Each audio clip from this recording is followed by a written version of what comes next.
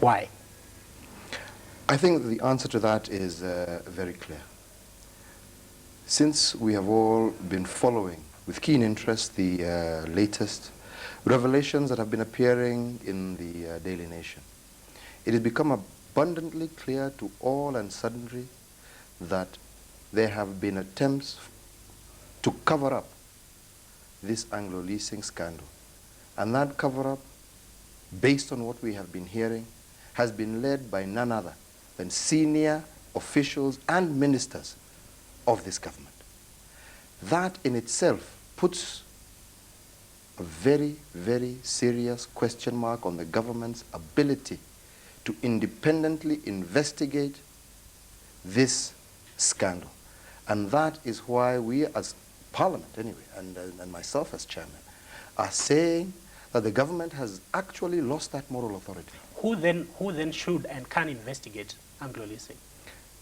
The buck stops directly with the president, and we ourselves as a parliamentary committee have said we are willing to receive fresh and additional evidence to this saga, and we are actually calling on the media, calling upon Kenyans, anybody who has evidence, let us get to the bottom of this scandal. We have gone that route, sir. The Public Accounts Committee investigated Anglo Leasing, took in evidence, and the report was thrown out. So what's different this time around? What is actually different is that new light has been shed. If you will recall, when that report was thrown out by Parliament, it was thrown out when the government attempted to expunge the names of certain ministers from that report. And we, as an opposition, including many members of Parliament on the government side, refused to endorse that report with expunged names. Now, with new revelations, with new evidence of attempts at cover-up, we are actually calling upon John Githongo to come up and give us that additional evidence so that, again, we can push the same through Parliament. And if the government is not going to take action on that report, we then have no option but to call upon Kenyans to reject and eject a government that was elected on an anti-corruption platform, but that will have proved itself to be at the heart of corruption in this nation. Sir, let me just take you back again to the Public Accounts Committee and the report that was thrown out of Parliament. The problem you faced at that time was that you did not have the numbers to push through the adoption of this report. Nothing much has changed about that, has it? Numbers or no numbers, the issue at heart is that this scandal will not be allowed to die. Corruption must be brought to an end if this government or if this country is to move forward, if this country is to develop, if millions of Kenyans are to fulfill their dreams and aspirations. And whether or not we have the numbers in Parliament, we will continue to push and advocate for the uncovering and bringing forth to book all the perpetrators who have been implicated in this scandal. And if we cannot do it in the House, which is the constitutionally enabled body, then we have no choice but to go back to the people of Kenya and say, we have done it and you have seen, and the government has blocked it and rejected it. It is now up to you as a people to take the action that you are democratically empowered to, and that is to reject this government and to eject it completely. Earlier today, the government has issued a statement defending itself vigorously and saying that certain people who have no authority to speak about corruption are now seeking to enjoin themselves into the Anglo Leasing investigation. I take that to be an insinuation they are talking about KANU. Two things. First and foremost, I find it incredible that an issue as big as this, an issue as major as this, the statement that you are referring to that was issued by the government, was issued by the Minister of Lands, and I wonder what authority and on whose behalf he is acting. If the cabinet indeed sat, this is a statement that should have been issued first and foremost by the president or by his office. Two, when it comes to the fact that they are saying that they have not been presented with evidence. And yet we all know publicly, the former British High Commissioner made it public that he had presented the president with a very similar dossier to what we are now hearing. And then they say that they have no evidence and they have received no report. Two, we have evidence that John Githongo himself had written to the president as late as last year with a summary of this statement on Anglo Leasing, and yet no action has been taken. Now they turn around and say that we who are saying it have no moral authority to say it. And yet they are the ones who are in government. If indeed they are saying that we do not have the moral authority because we are implicated in crimes, they are the government. They should turn around and take action against us. And we are ready for that. And I think it is their responsibility not to continue to hide in the past, but to take action in the present. They were mandated by the people of this republic to take those actions. And if they are unable, they should tell us. Sir, that still doesn't take away the question, which is that there are accusations that have been made that a lot of the corruption issues we are dealing with today go back to the KANU era. Now, you became KANU chairman recently, but this is your legacy. Does KANU have a defense for the corruption accusations that the government is making? We have always said, and I have maintained in numerous speeches, that unless we are able to tackle the monster of corruption, this country is going nowhere. We are on record to have supported government initiative in the introduction of CASA and all other anti-corruption legislation that has been brought before this House. We are ready to stand the test of time. Corruption is not about political parties. Corruption is about individuals. Corruption is about a few individuals who choose to use state resources to benefit themselves. If indeed the government feels that they are individuals who should be prosecuted, it is their responsibility to prosecute those individuals, not to continue to harp and live in the past. It is my responsibility as the leader of the official opposition in this country to ensure that the government takes action on today's corruption. Talking about action, sir, 2 years ago, one of your members of parliament, the Honorable Mauka Maore, brought the issue of Anglo Leasing to the floor of the House.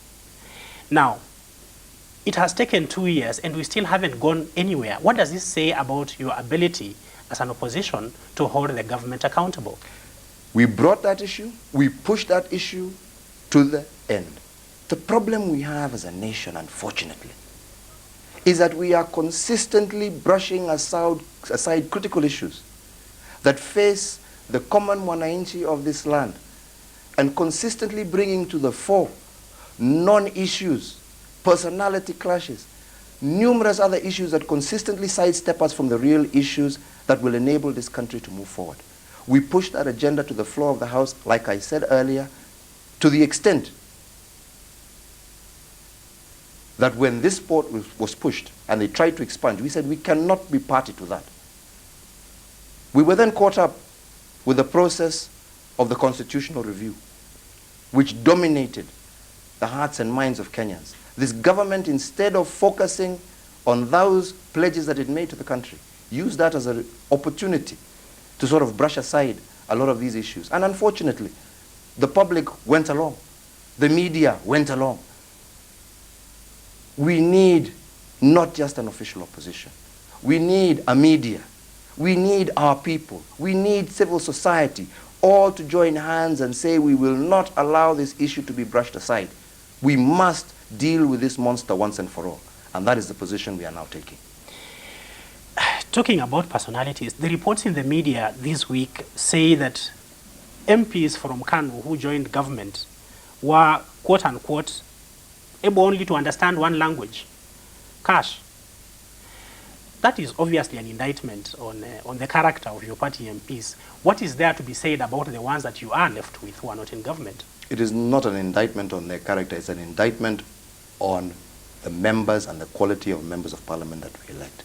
And I think that is why we have consistently been saying, unless we are in a position, and that was one of the fundamental issues that surrounded the constitutional review process, we can no longer allow a system of government that allows one central power to use state resources to bribe and buy individuals. We must have and empower political parties in this country. Because unless we do so, all we are doing is playing a game of musical chairs. And it is unfortunate, and it is true, that state resources are being used to buy individuals, not just in Kanu, members of parliament across the board. They're being used to buy the judiciary. They're being used to buy the media. Let us call a spade, right? And these are the issues that we must now as a nation put to a stop. Let me just take you back to this whole issue of buying and selling. Sir, the Orange team last year ran a highly visible and successful campaign during campaigns for the referendum. Where did you get the money for that? That publicly, and we have stated, and we are ready to be investigated at any day, at any time. Members of parliament were contributing on a very regular basis towards that kitty. There were a lot of well-wishers who contributed to that. It is unfortunate that our opponents on the banana team kept insisting that we were receiving money from the United States, from I don't know which government. Are these well-wishers people who can be named, sir? These are individuals who can be named, because there were a lot of individuals who participated in that. And a lot of them were actually on the campaign trail with us. They were standing on that platform, arguing against this particular constitution. So that to me is not a problem whatsoever. There are many of them, and they are public. They were known, they were there, they were on the front line. Lawyers, a lot of professional people who were committed to the fight and were ready to put their money where their mouths were. Which brings us to really the issue here. And that the story of corruption in Kenya seems to be intertwined with the desire to finance political activity. How do you think Kenya should tackle this problem? This is the reason I say to fight corruption is not just to take action on corruption. As a nation, we must get to the roots of this problem. And indeed, political activity financing is one of the major sources and reasons for grand corruption in our nation. We must tackle that issue of party financing. And it's not just about party financing. We must tackle the issue of better pay for our civil servants so that they do not feel that they need to enjoin themselves in corruption as a way of making ends meet. We must find ways of dealing with the issues that concern our police force so that there is no need for them to take petty bribes in order for them to be able to make ends meet. The issue of corruption is not just about bringing to book those who have been involved. It's about dealing with the reasons why corruption has become endemic. And that is why I keep insisting that it is not about changing one government or pledging that a new government will fight that corruption. As a nation, as a people, we have a responsibility to deal with these issues and put them to rest once and for all. So that sounds very nice and very academic, but I think right now, Actually, the people, more practical. yeah, the people of Kenya want some heads to roll. Absolutely. Yeah. Absolutely. Is there a compromise on that? There so that is, we need to deal with the broader issues. And there is no compromise. And I think you have mistaken me. There is no compromise. We demand action on current and past corruption. We demand that action. But equally, as leaders, as much as we demand action and will push for action to be taken, we must also recognize that unless we deal with the causes of corruption, corruption will still be with us tomorrow, and there will be new calls for new prosecutions tomorrow. That must not be the ultimate goal. The ultimate goal must be to deal with the root cause of corruption in this state.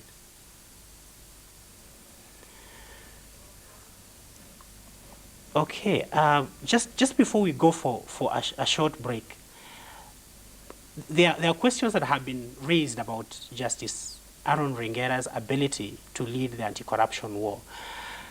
You remember that he was first appointed to this job by a Kanu government. Kanu helped to endorse him in parliament.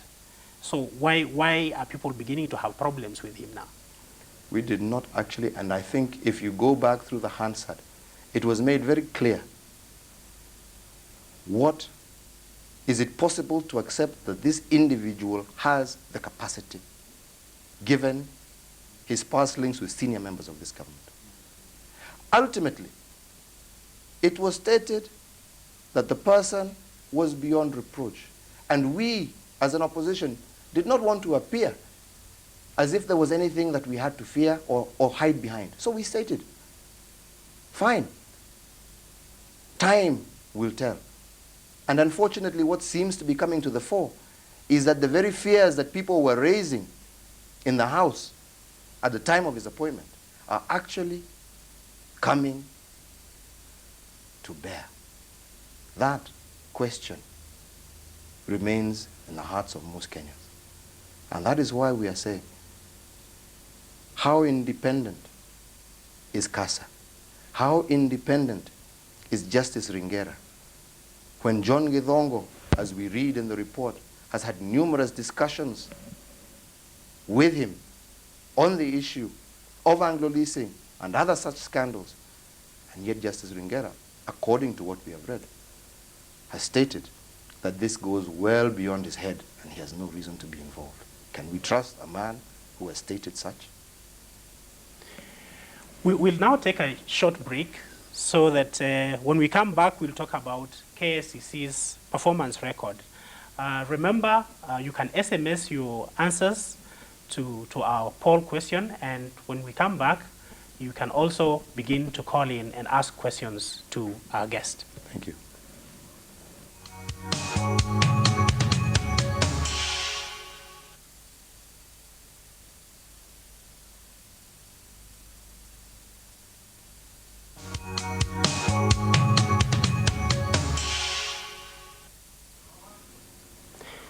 Welcome back.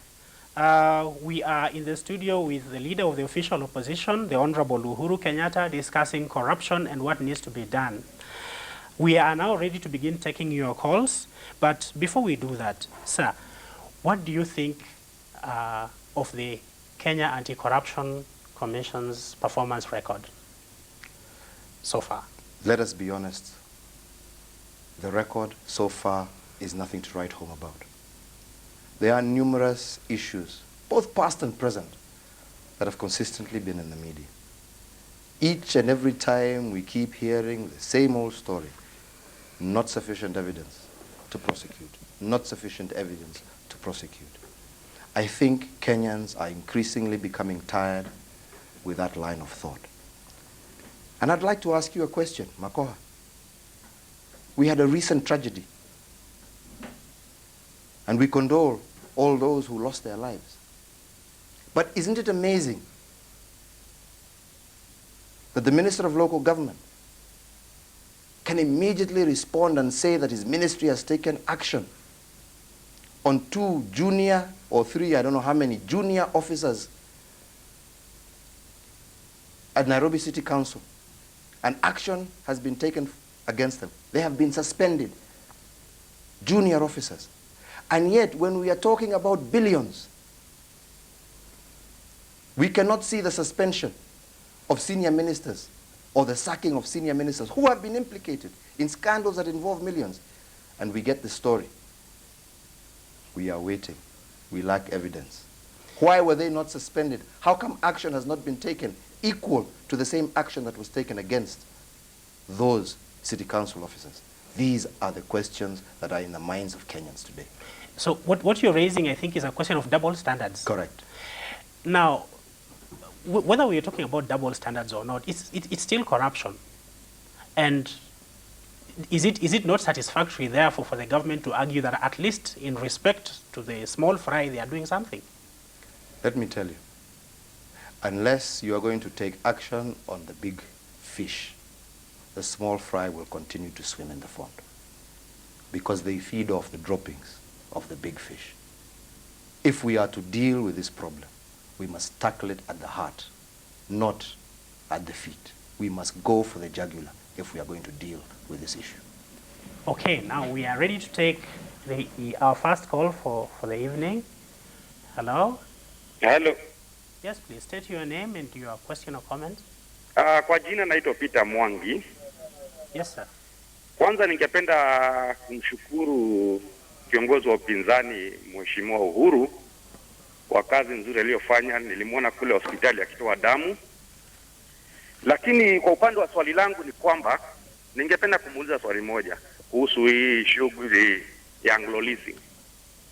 Mheshimiwa, sijui kama unaweza nijibu, una uhakika ya kwamba serikali itaweza kuchunguza hii kashfa ya Anglo Leasing huku ukiwa na baadhi ya mawaziri ambao wameshikilia wizara zenye nguvu katika hii serikali? Tuna uhakika ya kwamba hawa watu watafanya chochote ama tutakuwa tukimpaka paka rangi? Yes, sir. The question, I think, very, very clear. Asante sana Bwana Mwangi, na nakushukuru kwa swali lako.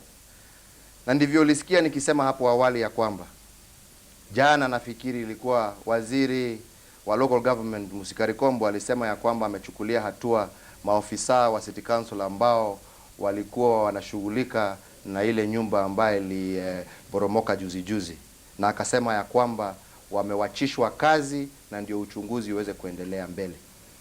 Na ndipo juzi nilisema kama hii serikali iko na uhaki ya kwamba inataka kuchunguza mambo haya ya Anglo Leasing, wale ambao wamehusika au wametajwa katika kashfa hii yastahili wajiuzulu, na kama hawatajiuzulu yatakikana rais mwenyewe awaachize kazi na ndio uchunguzi uweze kuendelea bila shida. Na ndio mimi naendelea kusisitiza ya kwamba kama tunataka kuhakikisha ya kwamba uhaki utapatikana, hii serikali lazima ionyeshe iko na nia ya kutafuta haki pahali ambapo ilipo. Na njia ya kutafuta haki kwanza ni kuhakikisha ya kwamba wale ambao wametajwa wamewachishwa kazi na ndio uchunguzi uweze kuendelea kwa njia ambayo inatakikana. Remember, you can SMS your opinion on the question for the evening, which is the government doing corruption? Back again to this whole thing about the government. I am hearing a lot of expectation being placed on the government. In the event that there's failure from government, what other alternatives does the Kenyan public have that corruption is going to be tackled? The other alternative they have is Parliament. And it is there that I call upon all Kenyans to keep a sharp and watchful eye as to how their members of Parliament will behave on this issue on the floor of the House. This is not an opposition versus government issue. This is an issue of the credibility of the state. This is an issue of resources of the state that have been squandered by individuals. This is an issue, as they say, where members of Parliament should vote on conscience, not on party line. And I call upon Kenyans, keep a watchful eye on your member of Parliament and see whether he shall represent your interest or the interest of those few who continue to misuse public resources. Let's take another call now. Hello. Yeah, hello. Please state your name. Good evening. My name is Teddy Mudusi. Yes, Teddy. And I'd just like to agree and support the views of Mheshimiwa there on the anti-graft war. And I'm just saying that you and the likes of people like Maore are the only hope that we have for the future. You know, why I'd vote for you as a leader, if it was even something like for a president, is that you already have a wealthy background, so you see no need to steal. You're already born into power, so for you, power won't corrupt. And I think you'd make a great anti-corruption czar, and you are young and solution-oriented. However, just the way you're saying you keep a watchful eye, I think you should also avoid being used by those who are quite close to you, and they'll rally behind you and use you as that Trojan horse. And when you get into power, that same corruption they'll use will just, eat you and kind of have the same effect we saw on Kibaki. So all I'm saying is, keep up your spirit. We need leaders like you because this country is really running out of hope. Thank you. Well, that is somebody who has nice things to say about you. Thank you very much, Teddy. And let's hope that together in a new generation we can actually put this country on the path that it should be on. Thank you. But again, we are talking about connections and links. And sir, sorry to bring your personal history into this.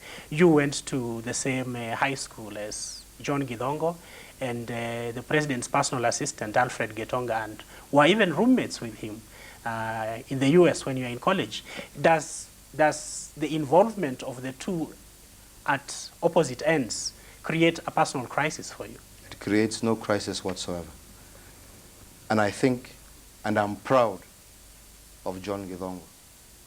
He has proved that it is possible to divorce personal relationships from the interests of the state, from the interests of the nation. And that is the kind of leadership that we require in this land. Leadership that is not driven by the fact that I come from this community and I need to protect my fellow community member, or I come from that tribe and I need to... Interests that are propelled are the national interests. And you are able to put aside personal friendships, you are able to put aside tribal feelings and inclinations and protect the interests of 30 million Kenyans. Bravo to John. And there are millions more out there who are just like him. Those are the kind of people we want to see in leadership in this country. That's interesting. We'll get back to that. But for now, let's just take the next question. Hello? Hello. Yes, please, ma'am. My name is Josephine. Yes. And looking at the situation in Kenya, you get concerned because it looks like the person that is in power looks for the people around him, and even if these people are involved in corruption, it's very difficult maybe even to push them aside, because the politicians we have look like if it is a government, they're doing something, they are against it. And at the end of the day, what happens is that the person who is in power will keep his close allies, and even if they're involved in corruption, it becomes very difficult to get rid of them. And the reason for this is that sometimes it looks like a power struggle, and you wonder if Mr. A is the person who is supporting me, and he's been involved in corruption. If I take him away, who stands with me? Then the other thing that I have observed in our country is that we only wait for scandals to come in and criticize. For instance, the Golden Bag, now it is the Anglo Leasing. We don't know what next is going to come up. Can we... The question's very clearly stated, sir. Political loyalty seems to be higher than public service, and you have run for the highest office in this country. How do you cut links with the people who support you if they have questionable conduct? Josephine, and I think your concerns are actually very valid, because even when we look at this current scandal, what worries us the most is allegations that this scandal did not actually begin after the election, that these deals were actually cut prior to the last general election, that these deals were actually made before NAC was elected. And it actually now goes to show that all that NAC is doing is fulfilling the promissory notes it made to people prior to the election. And that is why they are unable to tackle this particular issue. Just let me finish this particular point. And what I am actually saying, and why I'm agreeing with Josephine. Josephine, let us no longer say we are going to trust individuals. Josephine, that is why we are calling on Kenyans to continue to demand a new constitution. That is why we are saying that what we require is a constitution that strengthens institutions and that removes power from individuals, and that allows institutions to act where individuals fail to act. Sir, let me interrupt you briefly. I am told we have the Honorable Lands Minister, the Honorable Amos Kimunya. Hello, sir. Hello. Yes, sir. Yes, I'm telling you. Good evening. Yes. Yes, please respond, sir. I think the first thing I would just like to comment on is I heard Honorable Uhuru Kenyatta saying we didn't quite tell the truth about the report. But the issue is very clear. As a government, we have not received any formal communication from John Githongo.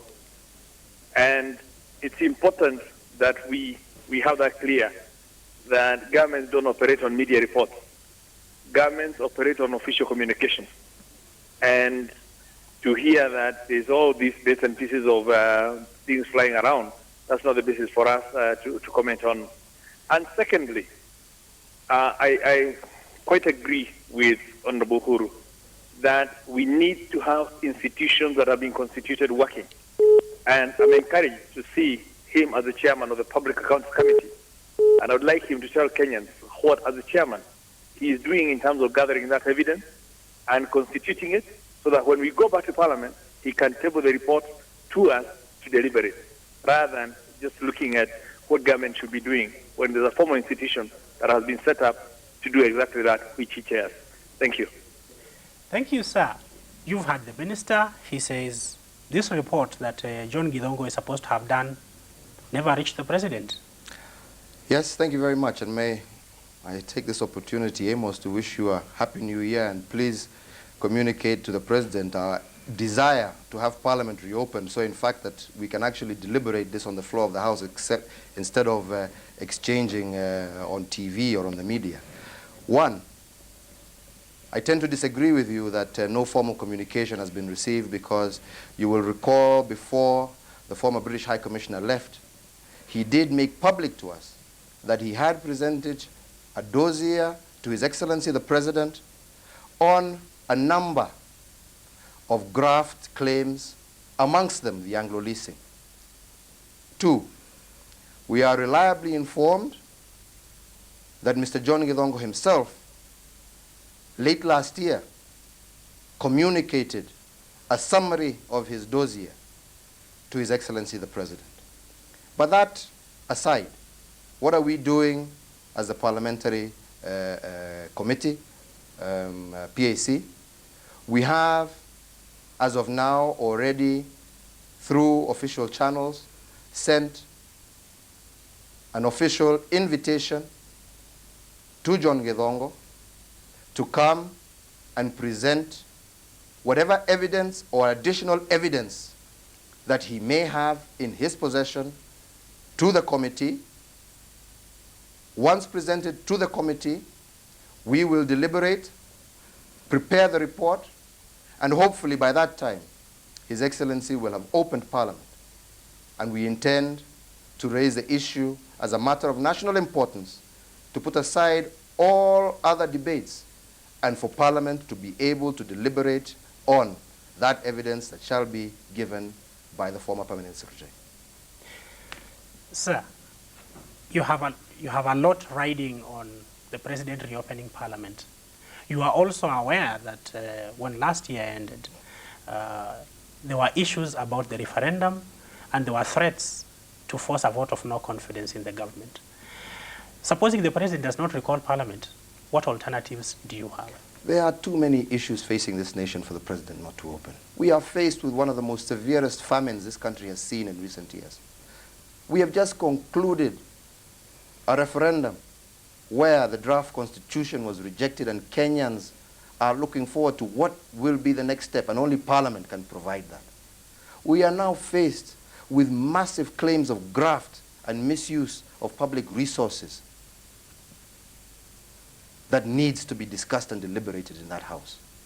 Honestly, Makoha, if the President does not see those issues as being important enough for him to recall Parliament immediately, then members of Parliament are earning a salary for no reason. He should basically then just dissolve that House and let us go back for elections. Yes, dissolve Parliament and call fresh elections. Yes. That is the biggest fear that seems to be driving the government.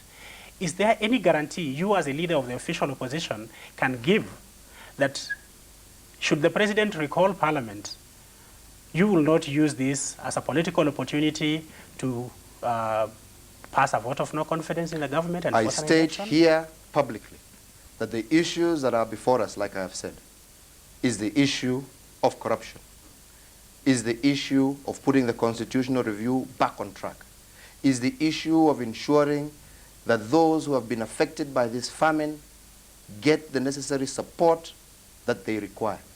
Those are the issues that are facing this land. And so long as the president is going to take the appropriate action and deal with these pressing issues, I have no interest in turning Parliament into a political battlefield. We shall turn Parliament into a political battlefield, at least I, as the leader of the opposition, if we do not get satisfactory response, a response that will satisfy the people of this republic from the president and his government. But if he acts, then so be it, he shall survive. We can wait until the next general election. But we will not allow these issues just to disappear. Okay. For now, let's take another short break. Remember, you can SMS your question to the numbers on the screen. The poll question for tonight is the government doing enough to fight corruption? Let's take a short break before we come back again to wind up.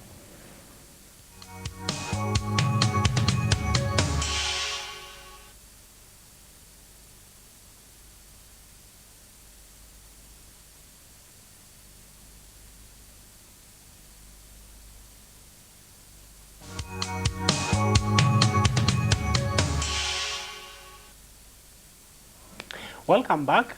We are discussing corruption, and with me in the studio on the spot is leader of the official opposition and chairman of the Public Accounts Committee, the Honorable Uhuru Kenyatta. We are now taking your calls, so we are ready to take the next call. Okay, apparently, okay, we do not seem to have a, okay, fine, we don't have a question at the moment. Sir, we are talking about political issues and national issues. You've generally been very, very soft when it comes to attacking the president and challenging the government. Is this in any way related to the fact that where you come from, your home constituency, Thika district, has shifted and began to support the president? Let me be very clear. And it's unfortunate that we do not actually recall history. I made it very clear when I conceded to this government after the 2002 election that I am not going to be a leader who will just oppose for the sake of opposing. I will support anything that is good and for the benefit of this nation. And I will reject completely what I believe is not good for this nation. A position that I have held. And it is most unfortunate because I think the type of leadership Kenyans are used to is just the politics of rhetoric of who said who, what against who. I'm not that kind of a politician, Makoa. And as will be evidenced by my position and stance during the last referendum, the people of my region chose to reject the position that I had taken, that we should oppose this constitution, and chose to support and vote yes. That did not deter me. I stood my ground because I believed that what I was doing was in the interest of this republic. And I will continue to do so. That when issues that affect the lives of our people, when issues that concern the future of this country are brought to the table, that I will address them, not on the basis of which community I come from, but on the basis of the interests, stability, and future of the Republic of Kenya. Okay. We have the Shadow Finance Minister on the line. Hello, sir. Yes. Go ahead, sir. Yes, thank you very much. Now, my question is, I'm actually surprised by the statement made by the government today that they do not have any information, formal information from the former PS. It's interesting that they have forgotten conveniently that only a few months ago, a number of permanent secretaries were in fact suspended from their work and charged in court on the same Anglo Leasing corruption charges. Now, what evidence did they have that they have used against the permanent secretaries which cannot be used against ministers? Second is that the Public Accounts Committee did in fact investigate the Anglo Leasing corruption regarding the passport scandal last year and did submit its report and table it in Parliament, the same Honorable Kimunya who just talked and his colleagues vigorously defended the government and succeeded in expunging the names of some of those ministers that have been indicted on that mess. So where is that commitment to zero tolerance? Because zero tolerance means if you get the slightest opportunity of corruption being mentioned against your government, you would go overdrive to try and get information so that you can actually act on that corruption. We have a situation where they're actually going overdrive to try and prevent action being taken. So are they really genuine in terms of trying to suggest that Githongo should come and bring evidence when indeed they have the evidence? Thank you. I just want to add one more point, and thank you very much, Billo, for bringing out those points. But I just want to add one more point. When the Minister of Finance stood in the floor of the House and said that the 90 million shillings that had been paid out for the passport scandal has been returned, wasn't that an admission that that was monies that had been illegally paid? What more evidence do they need to take action when they themselves have admitted that money was wrongfully paid? Why have we not seen any action taken against those people who authorized those payments? What further additional evidence, as Honorable Bill Okero has said, does this government need to take action? Which still brings me back to the question I'm asking. Then with all this that has been happening, why has the official opposition been so soft on the government? We have not been soft on the government, and that is why I'm saying, let us be clear. We are on record consistently raising these issues. The Hansard in Parliament will bear us on this particular issue. But like I have said, and this is my hope and prayer today, Makoha, the media itself has consistently just been diverting the attention on so many other different issues. My hope and my prayer is that we will not now divert in another 2 weeks and raise another issue to the forecourt. Let us ensure that together, the leadership in Parliament, the media, the people, civil society, that we shall bind together and work together for a common purpose of ensuring that we get to the logical conclusion on this particular debate. That is the only way forward. Okay, sir. Do you have another caller on the line? Oh, okay. Yes, Borama. Yeah, hello? Hello? Okay, fine. We'll try and get that later. Fine. But can KANU convince Kenyans that things would be any different if they were to be voted back? I want to tell you something, Makoha. I don't want them to trust KANU. I don't want them to trust any individual. I want them to trust themselves. I want them to trust institutions. And that's why we are consistently saying, let us deliver this constitution that we have promised Kenyans. But more importantly, I want the young people of this country who make up 70% of this nation, who have, for one reason or another, refrained from playing an active role in politics and have basically been excluded from the leadership of this nation, to begin to realize that unless they begin to take an active part in the governance of this nation will continue to deteriorate. And we have that talent, as I keep saying out there. Look at the private sector. Look at the initiatives that have been brought in there by Kenyans, young Kenyans. In Kenya Railways with Titus Nakuni, Mr. Mahinda in the breweries, Aden at Barclays Bank. These are bright Kenyans who have changed their particular companies and turned them around, despite the leadership of this country, not because of it, despite the leadership of this country. I'm calling upon them now to realize that they must also not just focus on that. They must focus on getting involved in the governance of this land. Young people, let us go out, let us register, let us take control of this country for our children and for our children's children. That is the only answer that we have. Okay, let's take one more question if we are available. Hello? We've dropped that call. We probably, hello? We'll probably, hello? My name is Ezekiah Kosgei. Yes, it's a guy. Yeah, I'm calling from Eldoret. First of all, I'd like to congratulate my chairman, Uhuru Kenyatta. He's doing a fabulous job. When we talk of ODM, you mentioned Makoka that where did they get money? We never saw ODM dishing money. They never dished district salary increments or anything, which is actually corruption. This was done by the government. Secondly, when we talk of KANU, this brand of KANU leadership that is there now is very new. The old regime that was KANU is actually what is forming NAC at the moment, which is actually the cause root of corruption in Kenya.